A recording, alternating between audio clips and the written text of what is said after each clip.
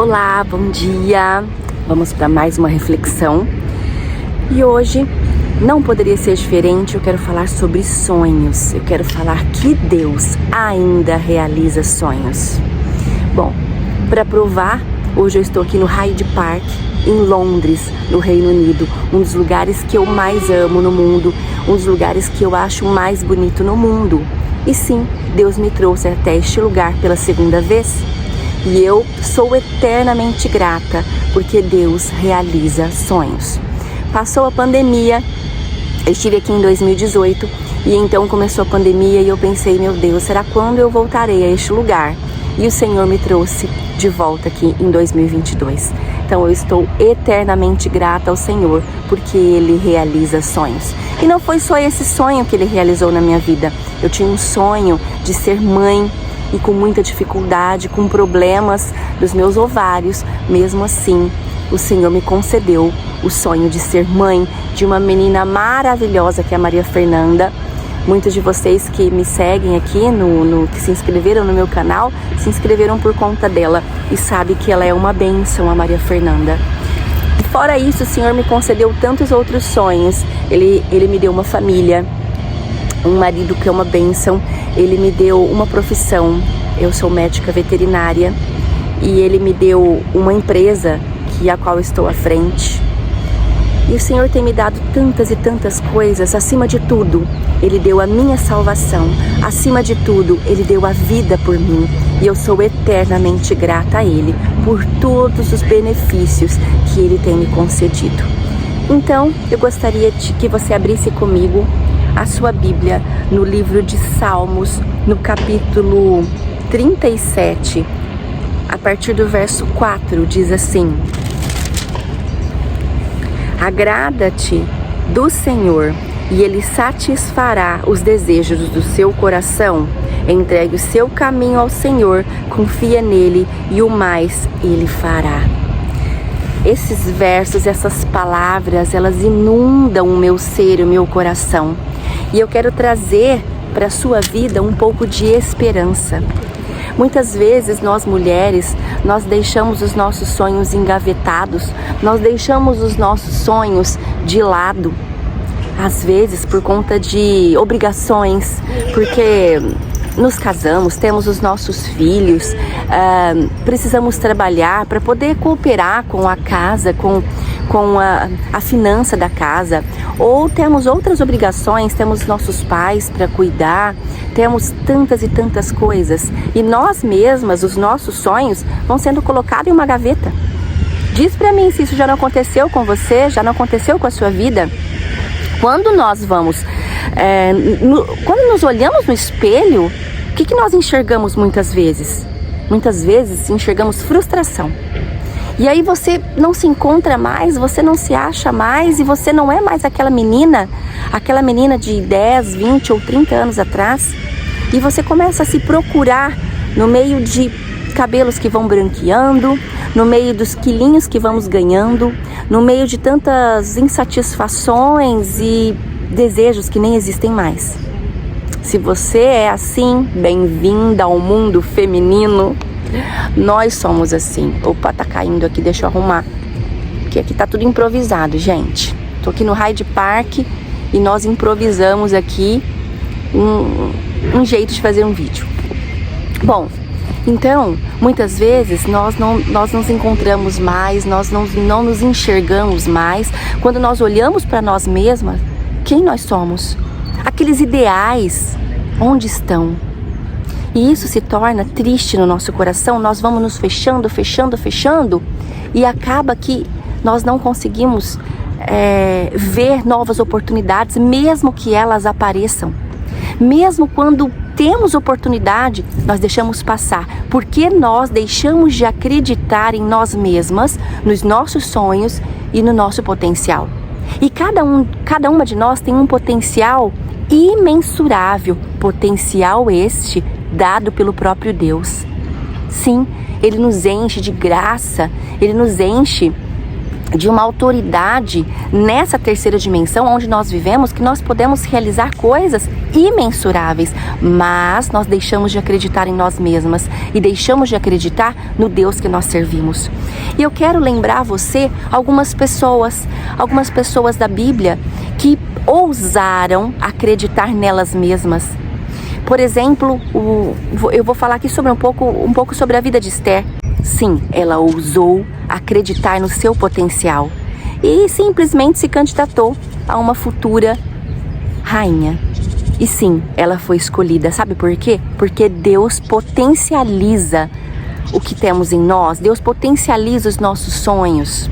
E é óbvio que existia por trás disso tudo algo muito maior, que houve a salvação dos judeus, né? Que até hoje, há mais de 2.000 anos, há mais de 2.300 anos, há mais de 2.400 anos, se comemora o Purim. Então Deus, Ele tem algo a mais na minha vida e na sua vida. Nós precisamos encontrar o centro da vontade de Deus para que Ele potencialize em nós a vontade dele. Então, quando nós casamos o centro da vontade de Deus com o nosso querer, com as nossas vontades, é quando as coisas acontecem. Então, a rainha Esther é só um personagem que eu posso lembrar agora.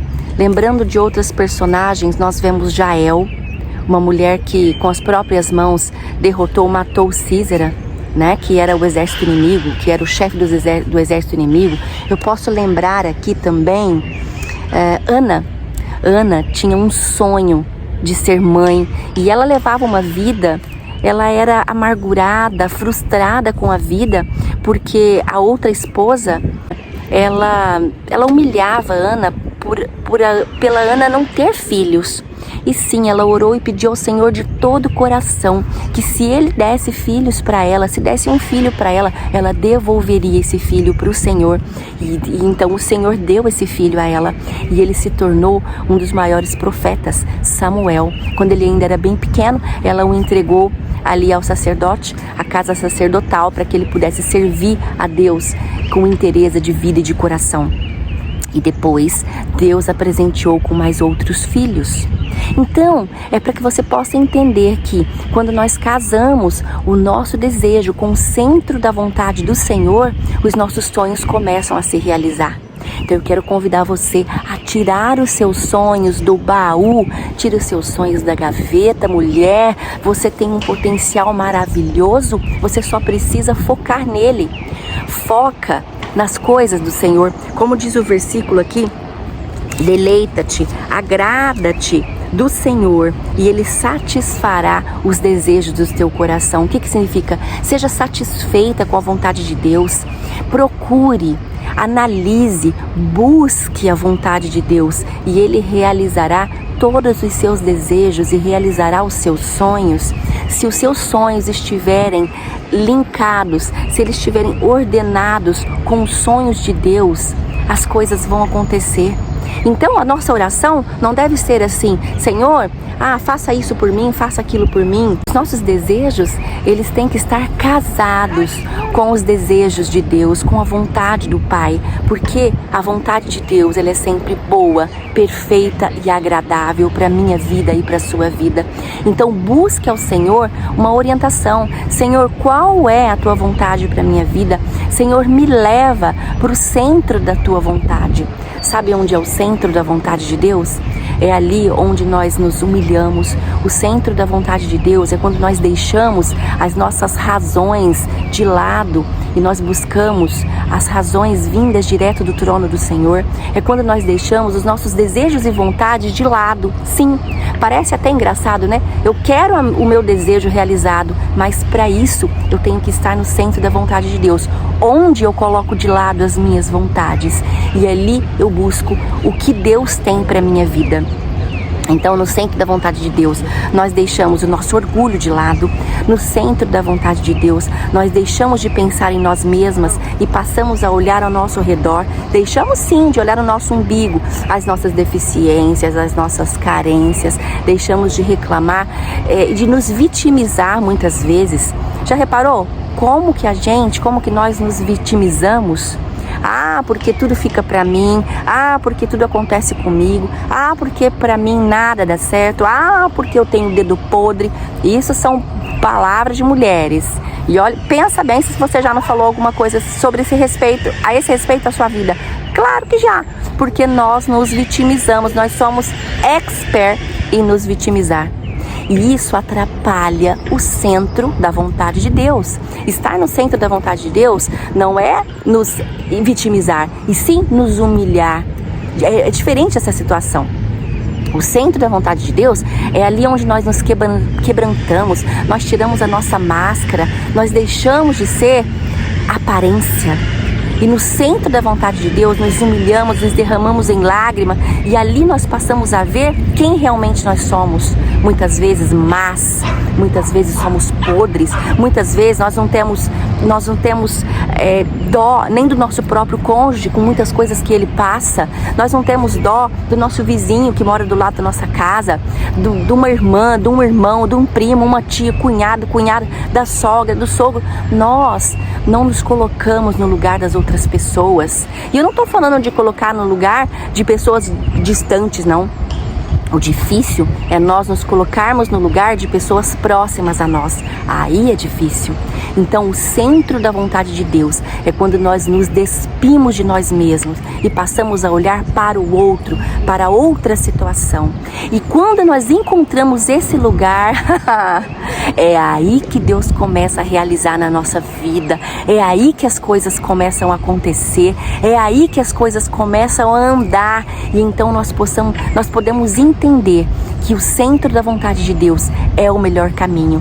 E muitas vezes nos humilhar, deixarmos de ser vítimas, encararmos uma situação de frente e tentar resolver da melhor forma, esse é o centro da vontade de Deus. E nós começamos a evoluir em Cristo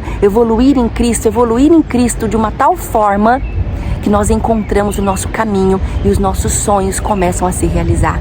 Então eu quero convidar você, assim como eu também, nos colocarmos no centro da vontade de Deus, para que as coisas comecem a acontecer na nossa vida, que nós deixamos a amargura de lado, que nós deixamos os dissabores de lado e que nós possamos viver em esperança. Eu sempre gosto de uma frase, de um versículo bíblico, que nós possamos trazer a esperança, trazer à nossa memória aquilo que nos traz esperança. Amém? Que essa palavra possa ter tocado no seu coração, que você possa se sentir com ânimo para buscar o centro da vontade do Senhor para minha vida, para sua vida, para as nossas vidas. Amém? Fica na paz.